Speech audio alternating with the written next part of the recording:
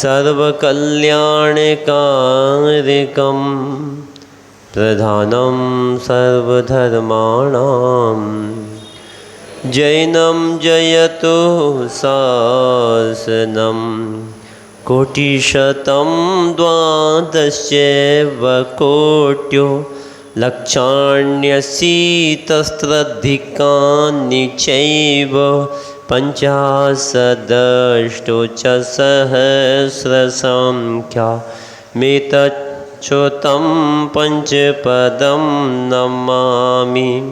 अर्हन्त भाषयत्तं गणहरदेवेहिं गन्त्यं सम्मं प्रणमामि भक्तजुत्तो श्रुतृणान्महो वहिं शिरसा इच्छामि बन्ते शुद्धभक्ति काओ शुद्धो को तुस्सालोच्यम अंगोपंग पहिंडे पाउडे पड़ियम शुद्ध पड़माणियो पब्बगे चूलिया चेव सुत्तत्तैतुदम्मकायं स्याणिचकालम अंचेमी पूज्यमी बंदामी नमंसामी दुःखको कम्मको बोहिलाओ सुगई गमणम समाहिमरणम जिनगुण संपत्ति हो मज्जम नमोस्तु पूर्वानिक स्वाध्याय बेलायम पूर्वाचार्योनुक्रमेण सकल कदम स्यार्थम भाव पूजा वंदनास्तम समेतम श्री में आचार्य भक्ति कायो सर्गम करोम्यम।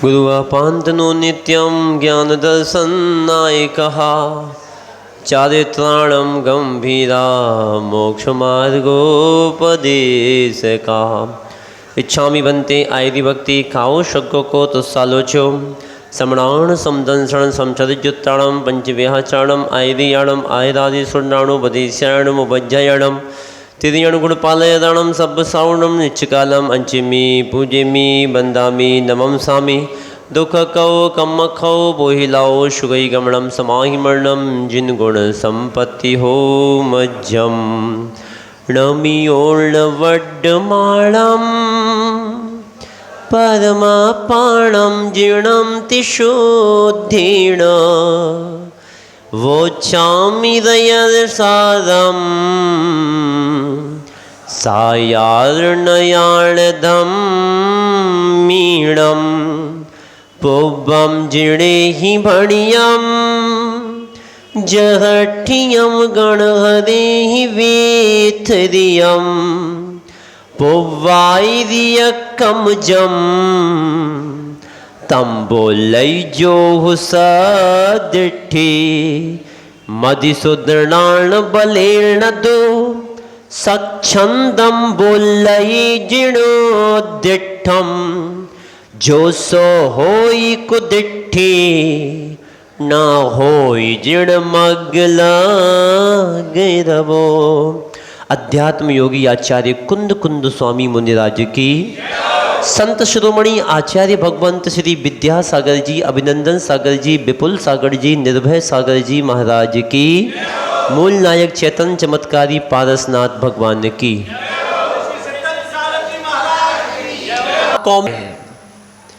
आप दुनिया की राग रंग आदि की पुस्तकें नहीं उठा रहे, आप जिनवाणी माँ को उठा रहे हैं। यही तो चतुर्मास का फल है, यही तो संत संगति का फल है। बड़े ही अच्छे लोग हैं।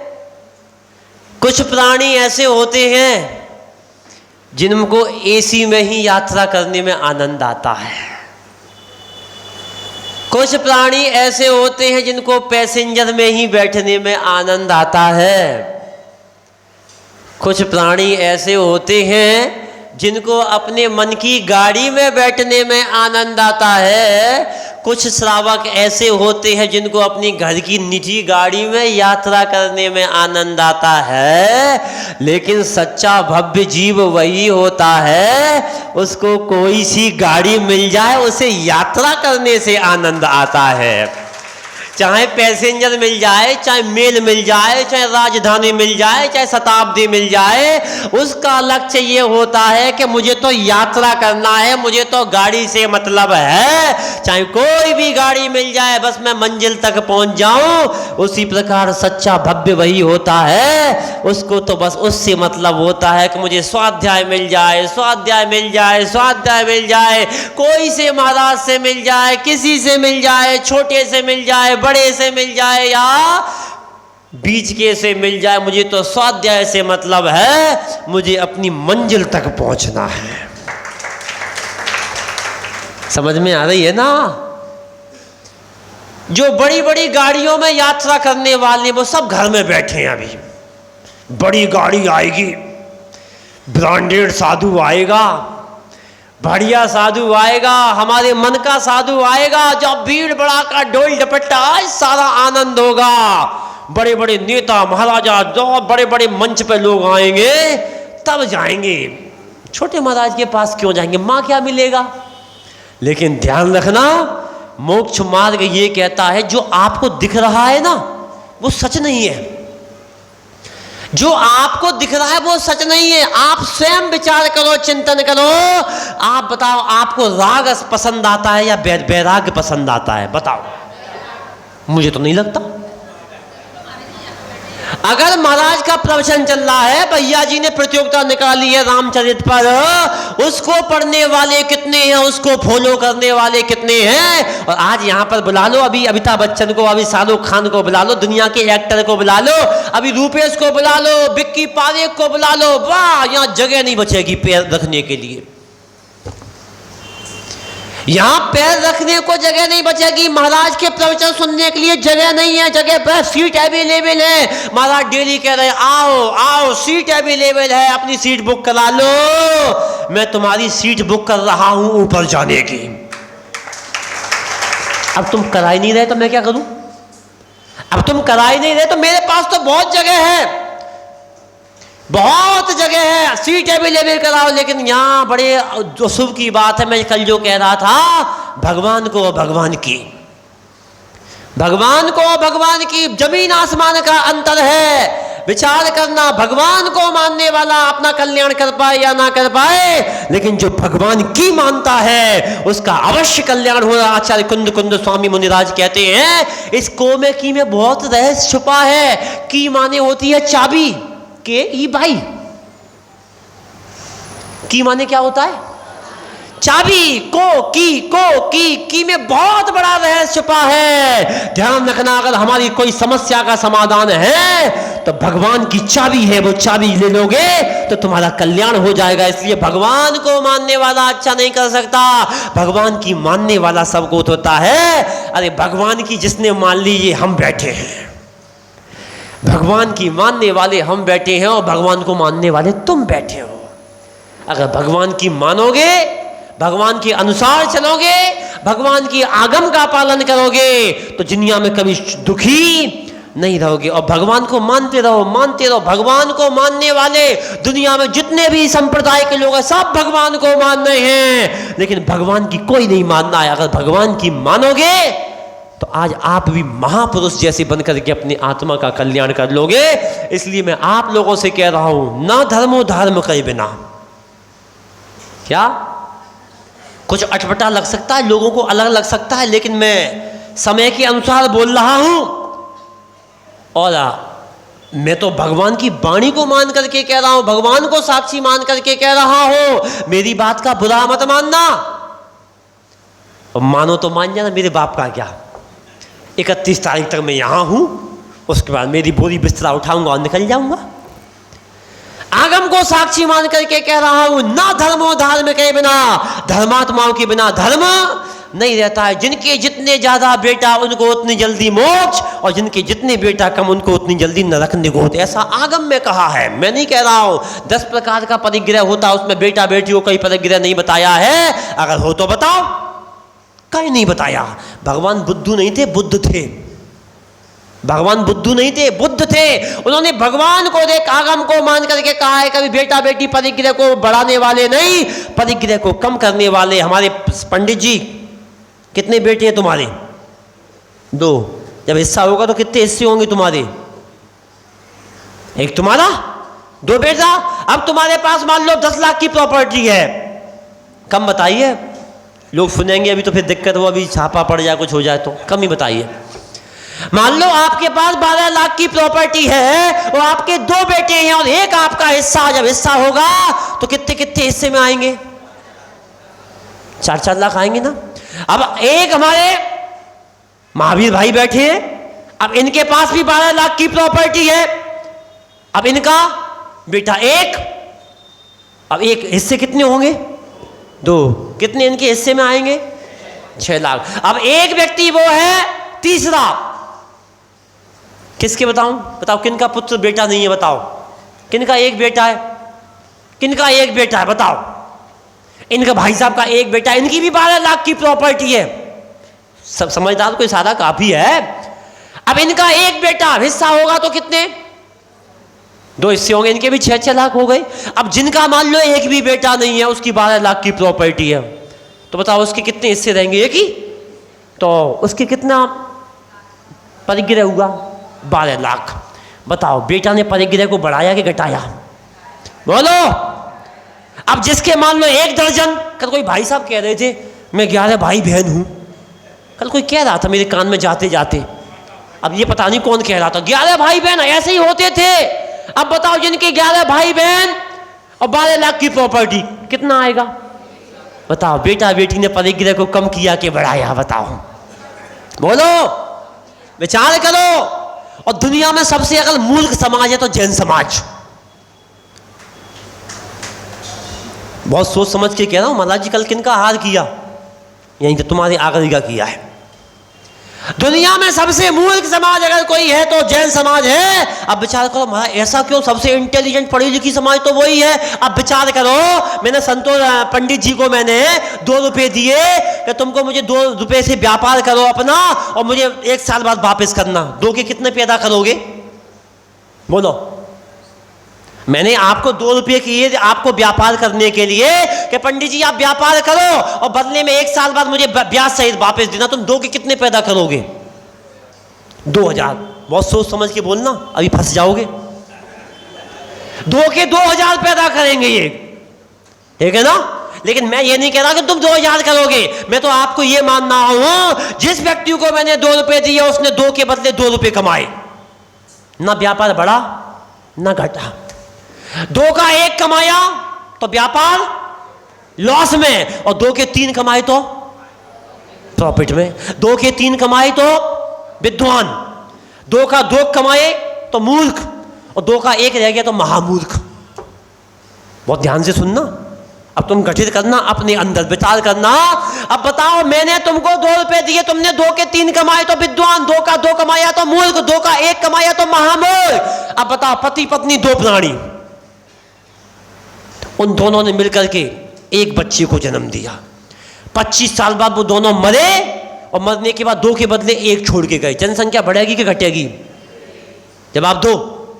ना धर्मो धर्म के बिना। आगम का बात कह रहा हूं, आगम से हटके नहीं कह रहा हूं। विचार करना।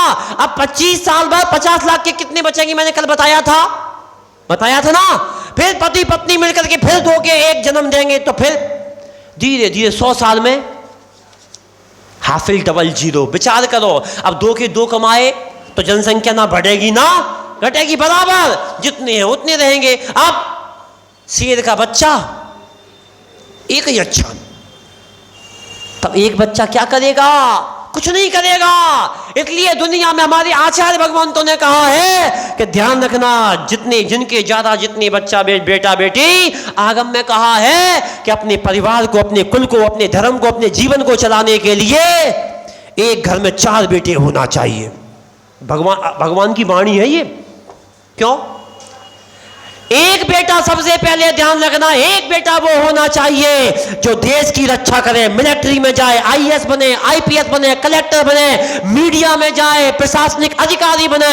अगर देश रहेगा तो हम रहेंगे, और देश नहीं रहेगा तो मीडिया चाहे तो किसी को कैसा भी घुमा सकती है, चाहे। समझ रहे हो ना राजीव भाई? मीडिया चाहे तो किसी को कैसा भी बना सकता है। अगर अपने देश में राज करना, अपने समाज का काम करना है, तो मैं आप लोगों से निवेदन करना चाहूंगा, अपने बच्चों को 3 लाइन में भेजो।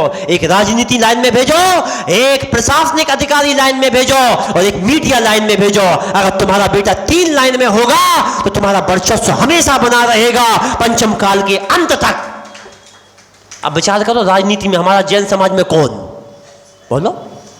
जब भारत और पाकिस्तान का विभाजन हुआ था 75 सांसद थे जैन। कितने? अब कितने हैं? एक भी नहीं। विचार करना, अब जो भी छोटे मोटे जो बचे वो ठीक है, लेकिन उस समय की दृष्टि उठाओ, आज की दृष्टि उठाओ।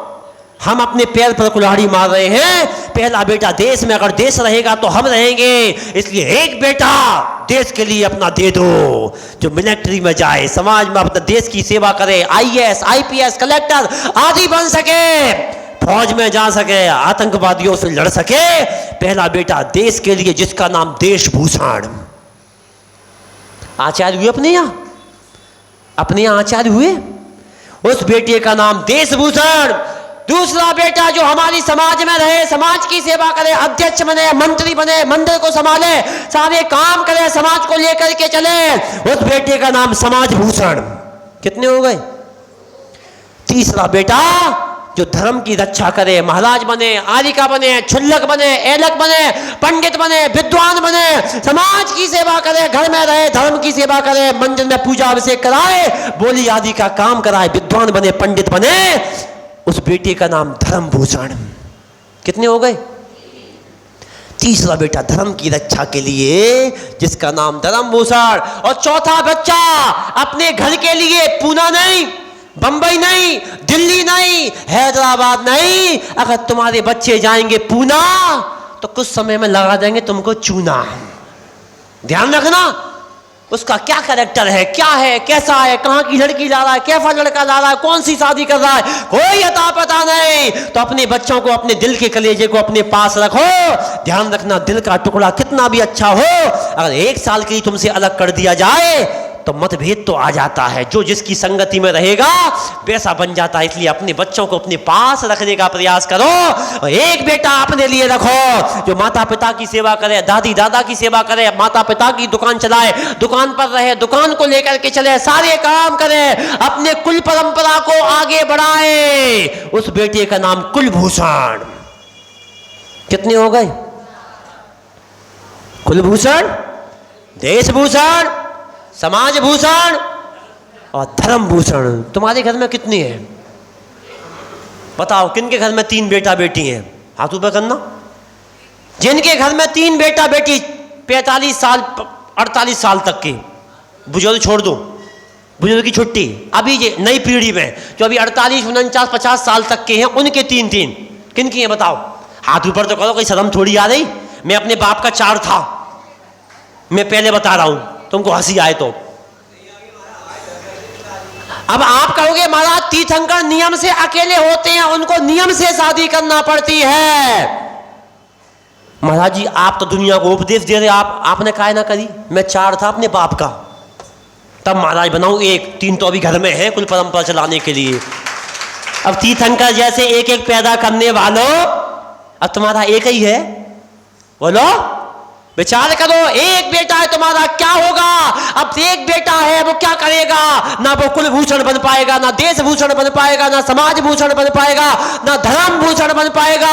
फटके 4 थोड़ी हो जाएगा। अब चौका लगा ले, दुकान चला जाए, महाराज के पास जाए, किसी भी श्रावक से कहो तुम आते नहीं हो, अब महाराज क्या करें, फटके 10 हो जाएगा, तुम्हारे पास जाए, ये जाए, ये आए, वो जाए, अब क्या करें? समय ही नहीं है, समय ही नहीं है, समय ही नहीं है। अरे समय तो पहले भी 24 घंटे था, आज भी 24 घंटे है, समय का अभाव नहीं हुआ है। अरे सदस्यों का अभाव हो गया है। जब सदस्यों का अभाव हो जाता है तो समय का अभाव दिखने लगता है। पहले 4 लोग होते थे, 8 लोग होते थे, 10 लोग होते थे। पहले दादा होते थे 1 और बच्चे होते थे 10। अब दादा है 10 और बच्चा है 1। खिलौना कब टूट जाए कोई भरोसा नहीं। पहले भगवान के मंदिर में पूजा अभिषेक करने वाले पुजारी 100 होते थे, भगवान की प्रतिमा एक होती थी। आज भगवान की प्रतिमा 100 है और अभिषेक करने वाला एक भी नहीं है। भगवान की यहाँ गंदगी लग रही, धूल लग रही है। विचार करो तुम क्या करना चाह रहे हो, कहां बनना चाह रहे हो। ना धर्म कहे, बिना धर्मात्माओं के बिना जिनका एक बेटा है, ना वो कुलभूषण बन पाता है, ना वो धर्म भूषण बन पाता है, ना वो देश भूषण बन पाता है, ना वो समाज भूषण बन पाता है। जिनका एक बेटा है वो प्रदूषण बन जाता है, खरदूषण बन जाता। क्यों? एक बेटा धमकी देता है, ओए ज्यादा मत करियो, कूद के मर जाऊंगा। मैं अपने बाप के चार था, जब कभी बचपन में कहता था घर छोड़ के भाग जाऊंगा तो एक खींच के पड़ता, निकल बाहर। कितने थे? अब एक ही बेटा धमकी दिखाता है, बिल्कुल। क्यों? मनमानी करता है, जिद्दी होता है, दरिद्र होता है। जिनके एक एक बट्टे हैं, मनमानी करता है, अपनी मनमानी करवाता है, जो उसको करना है वो करवाता है। जिनके 4-4 बच्चे होंगे, एक बेटा इसको पाल लेगा, वो बेटा उसको पाल लेगा, वो बेटा उसको पाल लेगा। अगर एक होगा मनमानी करेगा और लेकर के उसका ना खाने का विचार, ना पीने का विचार, और नंबर 1 का अय्यास बनेगा और लेकर के आ जाएगा कौन सी जाति धर्म आदि की, और पूरे कुल को, पूरे देश को, पूरे समाज को डुबा करके रख देगा और उसका अता पता कुछ नहीं होगा। इसलिए ध्यान रखना, एक बेटा प्रदूषण और खरदूषण बनता है, कुलभूषण देशभूषण नहीं बनता। लेकिन बड़ी आश्चर्य की बात है, आप यात्रा करने जाते हो, गाड़ी लेके जाते हो, सबके पास गाड़ी होगी। गाड़ी में कितने पहिए और एक स्टेपनी लेके जाते हो? जाते ना? बताओ कितने कितने ज्ञानी आत्मा में तुमको कहो, जब चाहो विचार करो कि गाड़ी लेकर के जाते हो, स्टेपनी साथ लेकर के जाते हो, कब गाड़ी पंचर हो जाए, कब गाड़ी भ्रष्ट हो जाए, कब गाड़ी खराब हो जाए। अरे तुमको देश की गाड़ी चलाना है, तुमको समाज की गाड़ी चलाना है, तुमको धर्म की गाड़ी चलाना है, अपने कुल परंपरा को चलाना है। और पहिया कितना? शेर का बच्चा एक ही। अच्छा अब बताओ कैसे चलेगा जो एक उस पे चलता है। हम बचपन में देखते थे एक नट आता था, नट रस्सी पे चलता था एक पैर पर। उसका जीवन पता नहीं कब गिर जाए, कब हो जाए, कब क्या स्थिति बन जाए, कोई गारंटी नहीं है। ध्यान रखना बंधुओं, हमने अपनी समाज को अपने आप कम किया है, हमने अपनी समाज को अपने आप छोटा किया है, हमने अपनी लाइन को अपना आप छोटा किया है। सरकार कहती है छोटा परिवार सुखी परिवार, लेकिन आगम कहता है छोटा परिवार दुखी परिवार, बड़ा परिवार सुखी परिवार। ये आगम की परिभाषा है, ध्यान रखना। सरकार तुमको बेटा तुमको देगा नहीं। कोरोना में इतिहास उठा करके देखो, हे सम्यक दृष्टियों, जिनके एक एक बच्चे थे कोरोना में चले गए। तुमने इतनी बड़ी बड़ी कोठियां बनाई, इतने बड़े बड़े महल बनाए, अब कौन रहेगा? एक बेटा, बताओ, बेटा एक, मकान 3, एक छिपी टोला में, एक नॉर्थ ईदगाह में, एक ओल्ड ईदगाह में, और बेटा पूना में जॉब कर रहा है, एक पूना में। कितने मकान? बेटा कितना? तो 3 में कौन रहेंगे? भूत। 3 में कौन रहेंगे? भूत रहेंगे, या सरकार कब्जा कर लेगी। इसलिए ध्यान रखना, जिनके जितने ज्यादा बेटा उनको उतनी जल्दी मोक्ष, जिनके जितने कम बेटा उनको उतनी जल्दी, क्योंकि बेटा बेटी परिग्रह को बढ़ाने वाले नहीं, परिग्रह को कम करने वाले हैं। लोगों को बताया, लोग कहने कि महाराज जी महंगाई बढ़ गई है, महंगाई। अच्छा, किसने कहा महंगाई बढ़ गई है? बताओ, जवाब दो। महंगाई बढ़ गई, उस बेटे का लालन पालन करने के लिए महंगाई बढ़ गई। पहले की दादी दादियां 100 रुपये में साड़ी आती थी, 7 जोड़ी साड़ियों में काम निकाल लेते थे। कितनी जोड़ी में? अब कितने में आ रही है? अब कितने में आ रही है? 2-2, 3-3 हजार की, फिर भी 100-100 जोड़ी साड़ियां रखी हैं। बताओ, तुम्हारी पुरानी सासें 7 जोड़ी में काम चला लेते थे। तुमको 1-1 हजार जोड़ी साड़ी खरीदने के लिए महंगाई नहीं है, बच्चे को पालन करने के लिए महंगाई बढ़ गए। बताओ, तुम्हारे दादा दादी एक साइकिल में, बैलगाड़ी में काम चला लेते थे। तुम्हारे घर में कितने 4 व्हीलर हैं? बोलो। 10-10 लाख की, 20-20 लाख की गाड़ियां खड़ी हैं। मतलब गाड़ी खरीदने को महंगाई नहीं बढ़ी, एक बच्चे का लालन पालन करने के लिए महंगाई बढ़ी है। तुम्हारे पुराने बुजुर्ग एक दाल में रूखी सूखी खा करके अपना जीवन निकाल लेते थे। 4-4 आइटम खाने के लिए, 4-4 सब्जी खाने के लिए, 4-4 मीठा खाने के लिए महंगाई नहीं बढ़ी, बस बच्चे को पालने के लिए महंगाई बढ़ी है। भगवान, विनाश काले विपरीत बुद्धि। ध्यान रखना, अगर मेरे अनुसार चलोगे, एक हम 2 हमारे 4, तभी होगी जय जयकार। हम 2 हमारा एक कुछ नहीं होगा। इसलिए ध्यान रखना, जिनके ज्यादा जितने बेटा उतनी सुखी, और जिनके जितने बेटा कम उनको उतनी जल्दी दुखी है। इसलिए ध्यान रखना। हे मैं बच्चों, आप लोगों से कहना चाह रहा हूं, सबसे, जिनके पास जितने बच्चे सब मुझे दे दो, मैं पाल दूंगा, गारंटी है। चलो, जिनके पास, जिनकी महंगाई बढ़ रही है, खाने को लाले पड़े हो, घर में खाने को नहीं हो, वो अपने अपने बच्चे मुझे दे दो, मैं ठेका ले रहा हूं, उन सबको मुनि बनाऊंगा, सबको आलिका बनाऊंगा और तुम्हारी नाक ऊंची कराऊंगा, ला मुझे दे दो। तुम तो नहीं पाल पा रहे, लेकिन मेरा कलेजा बहुत बड़ा है, मैं पाल लूंगा। चलो, महंगाई महंगाई महंगाई महंगाई महंगाई, तुम्हारी बुद्धि में लग गया कीड़ा, तुम्हारे दिमाग में लग गया कीड़ा। जिनवाणी चैनल वालों का नाम जानते हो? जिनवाणी चैनल वालों का नाम नवीन, क्या नाम है? नवीन नाम है, नीरज जैन। उनने महाराज जी के प्रवचन सुने और उनने इतना बढ़िया उदाहरण दिया और तुम्हारी दिमाग में घुस जाए सम्यक दृष्टि की क्या पहचान है। उनने महाराज का प्रवचन सुना, महाराज जी कह रहे हैं ऐसा है ऐसा है, हाँ कुछ सोच समझ करके कह रहे हैं, क्योंकि गुरु की दृष्टि बहुत ऊंची होती है, बहुत ऊंची सोच होती है, गुरु के बराबर तुम कभी पहुंच नहीं सकते। उन्होंने कहा तो वो अपना ऑपरेशन कराने जा रहे थे, उन्होंने ऑपरेशन नहीं कराया, उनने ये विचार किया अगर इस बच्चे को मैं जन्म नहीं दूंगा, ये जीव कहीं ना कहीं जन्म तो लेगा, अगर इस बच्चे को मैं यहां जन्म दूंगा, ये जैन कुल के संस्कार को प्राप्त करेगा, और इनमें से मान लो कोई भी तीर्थंकर मुनिराज आदि बन गया तो अब मेरा जीवन सार्थक हो गया। इसलिए ध्यान रखना, तीर्थंकर के माता पिताओं को जन्म देने वाली माताओं पुरुषों, अपने जीवन में विचार करो और ध्यान रखना, ना धर्मो धर्म के बिना, धर्मात्माओं के बिना कभी धर्म नहीं रहता है। पहले क्या इतिहास था, छिपी टोला वालों, तुम कितने खुश हो रहे हो। आज से 10 साल पहले यहाँ पैर रखने को जगह नहीं मिलती थी, इतने लोग थे। समय के अनुसार धीरे धीरे धीरे धीरे कम होते जा रहे, कम होते जा रहे, कम होते जा रहे। क्यों?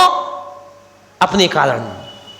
छोटा परिवार सुखी परिवार नहीं, छोटा परिवार दुखी परिवार और बड़ा परिवार सुखी परिवार। तुम्हारे घर में अगर 2 चोर आ जाएं और घर में 2 ही आदमी है, पत्नी कहेगी पुलिस को फोन लगा, तब तक 2 गाल पर तमाचे लगाएगा और निकल के ले जाएगा, भाग जाएगा। और तुम्हारे घर में 4 बेटा, 4 उनकी पत्नी, और जैसे कोई 2 चोर आ गए, निकल भाग, अभी देखते हैं 4 पत्नी और निकलेंगी तो अपने आप चोर भाग जाएगा। बताओ जीत किसकी, भीड़ वालों की के कम लोगों की?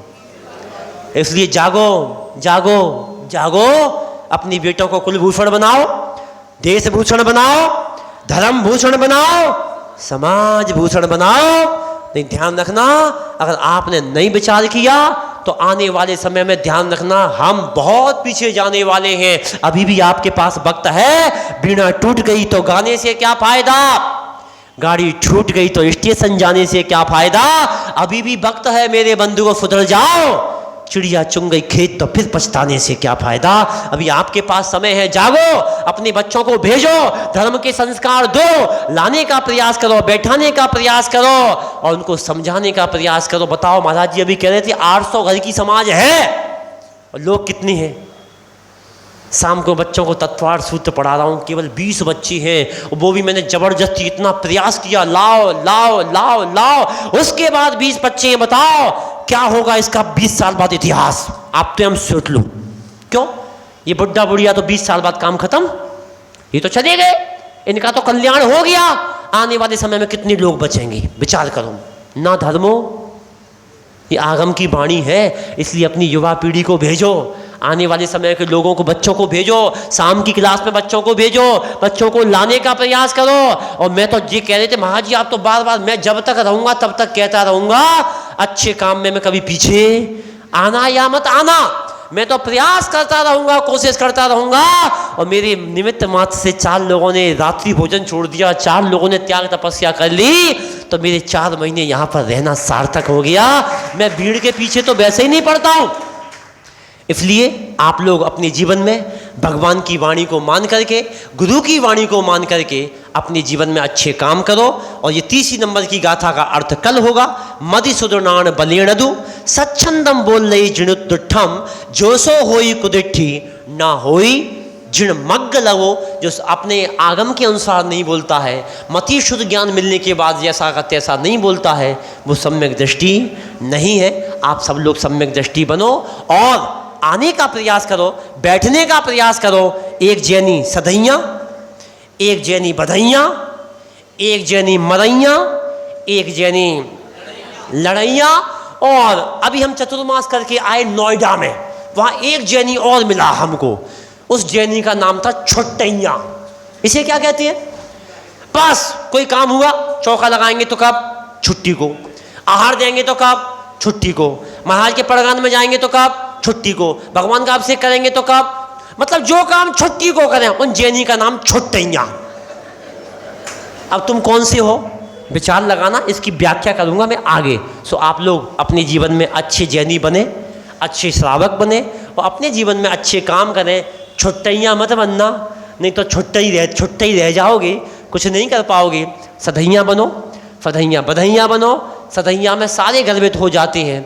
मरैया और लड़ैया मत बनना और छुट्टैया मत बनना। सधैया जैनी बनने का प्रयास करो। आप सबको मेरा बहुत बहुत सारा आशीर्वाद। अगर मेरी बात अच्छी लगे तो गुरु महाराज की समझ के रख लेना, और बुरा लगे तो मेरा बिका माल वापस कर देना। अपनी दुकान पर बिका माल भी वापस हो जाता है, और जितना बचेगा उतना दीपावली पे हिसाब होगा, किससे कितना लिया कितना दिया। आप सबको मेरा बहुत बहुत सारा आशीर्वाद। बोलिए आचार्य भगवंत सिंह निर्भय सागर जी महाराज की।